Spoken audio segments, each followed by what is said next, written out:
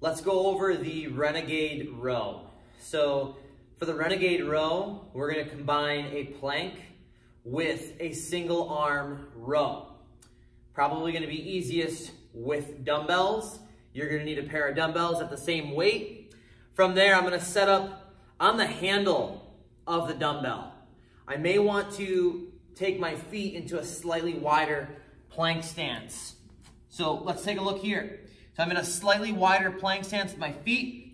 As I row that dumbbell up, there's gonna be a slight shift in the hips, but I don't want to really open up in those hips.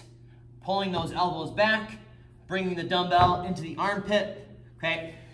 As I do this, again, maintaining rigid hips, I don't want my hips to open up, okay? But they're gonna do a little bit of shifting as I transition weight and perform the row.